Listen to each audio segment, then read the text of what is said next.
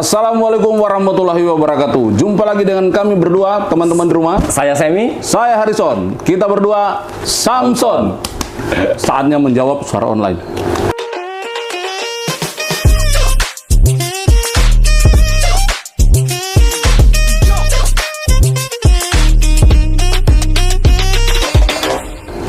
Nah, Sam, ini kan beberapa hari terakhir ini nih ada satu video cukup viral ya.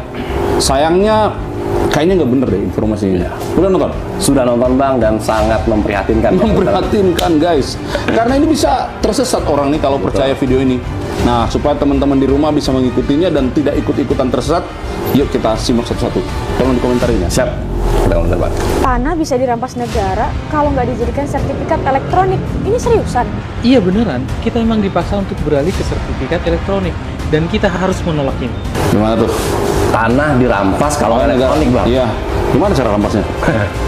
Ini agak menggelitik ya Bang ya. Padahal kan kita dari awal kita sudah mensosialisasikan program sertifikat elektronik ini, kan kita sudah menginformasikan bahwa prosesnya panjang, dilakukan validasi, kemudian diterbitkan sertifikat elektronik oleh kantor pertanahan. Itu pun kita sudah umumkan bahwa sertifikat penangguh lama masih tetap berlaku, tidak akan ditarik oleh pemerintah. Berlaku Bapak Ibu.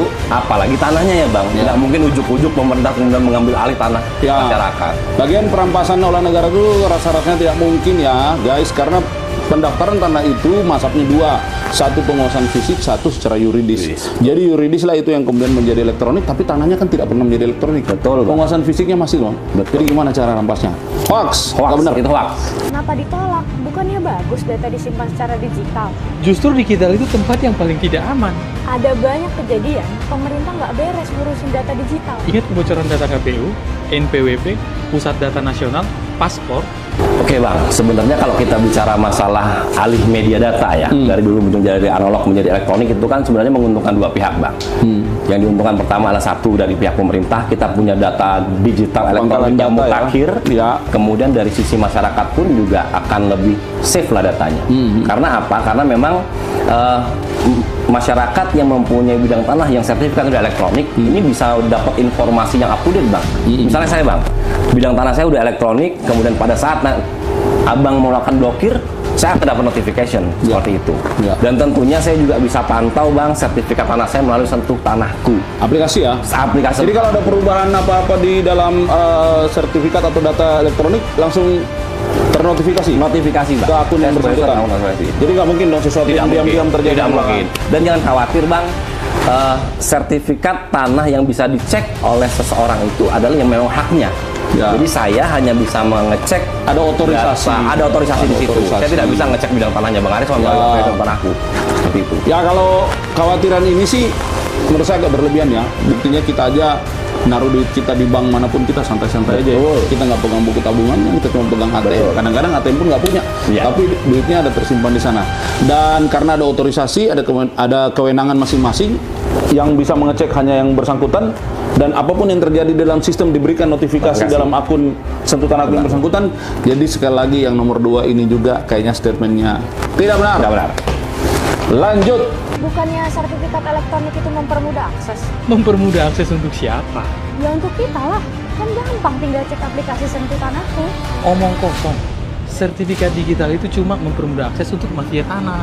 Ini nggak ngerti nih yang ngomong. Jangan-jangan belum pernah download dan pakai aplikasi Sentuh Tanahku juga nih Bang. Ngerti. Ya nggak mungkin lah orang delete sembarangan, nggak mungkin Pak. Itu ada otorisasi yang sudah diatur. Jadi Anda itu di kantor itu kan ada bidang-bidang yang mengurus bagian apapun, dan untuk melakukan sebuah pencatatan itu tidak bisa dalam satu sentral pencatatan. Itu ada mulai dari kapan dia masuk permohonan itu, kapan dia dicatat, mulai berproses, kapan dia selesai. Itu ada tahapannya. Kemudian dalam penyimpanannya pun seperti saya bilang tadi, penyimpanan di elektronik itu kan mencatat seluruh riwayat ya. Jadi kalau ada apa-apa terkait dengan perubahan data atau peralihan, itu pasti akan ternotifikasi. Jadi ada sesuatu yang dengan gampang bisa di-bel. Justru masyarakat dipermudah nih, ya kan? Untuk informasinya. Dan kalau sudah tercatat seperti ini, mana yang lebih ditakutkan?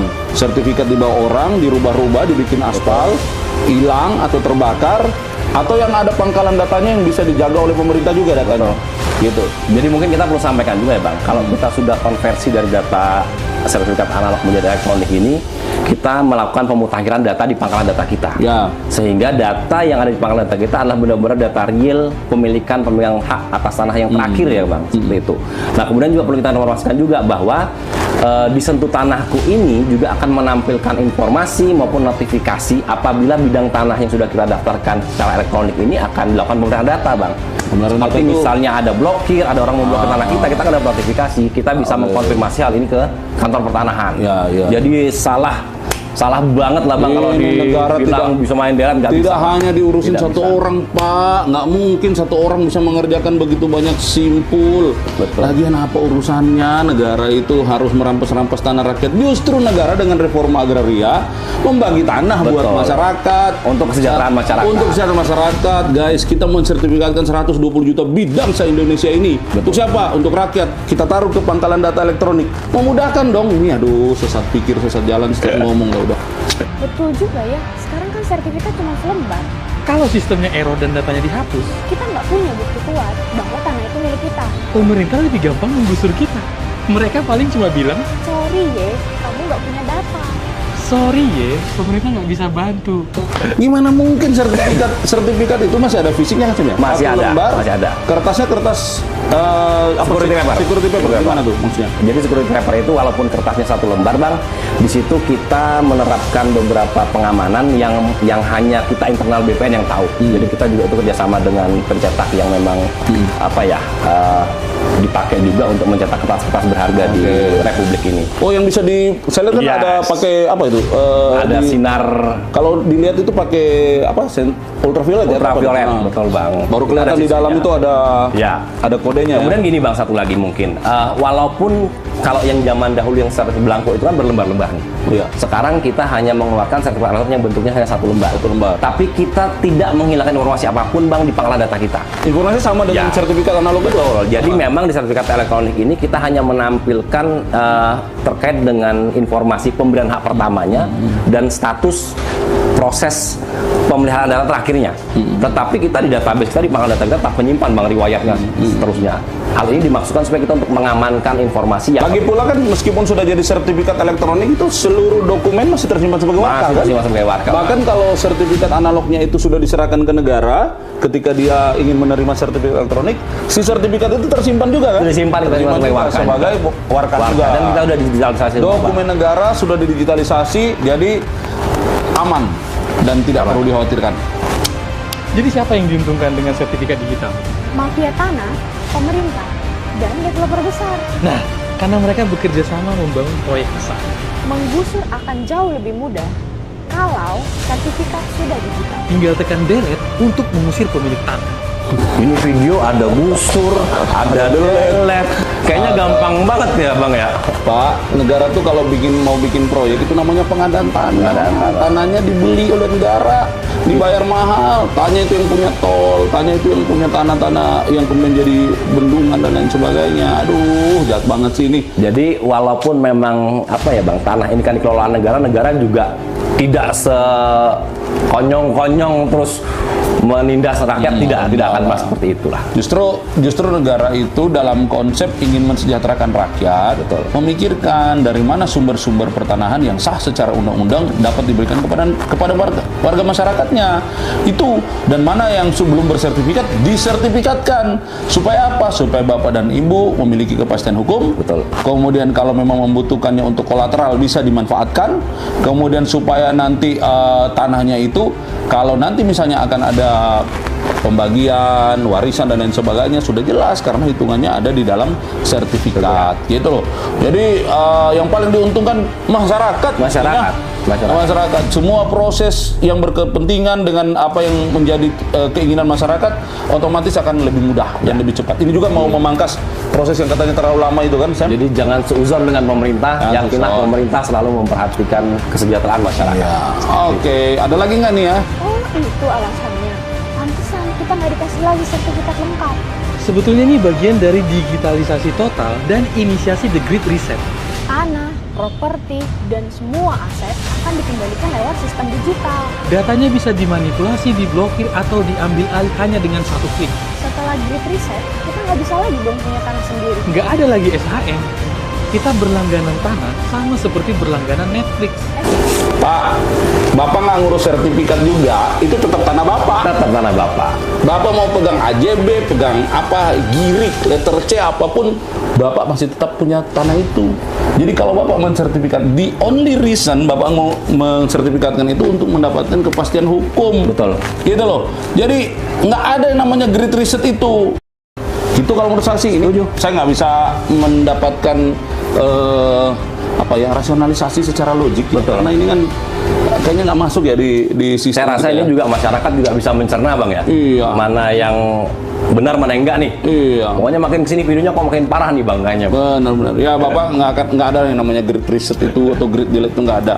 Server itu punya mirroring di mana-mana. Jadi kalau suatu server terganggu ada mirrornya ini, ada beberapa pangkalan data yang menjadi coveringnya. Dan untuk menghapus satu data itu bukan hanya kewenangan satu orang ya bang. Nggak bisa. Harus Ada. dapat konfirmasi dari beberapa simple profile lah.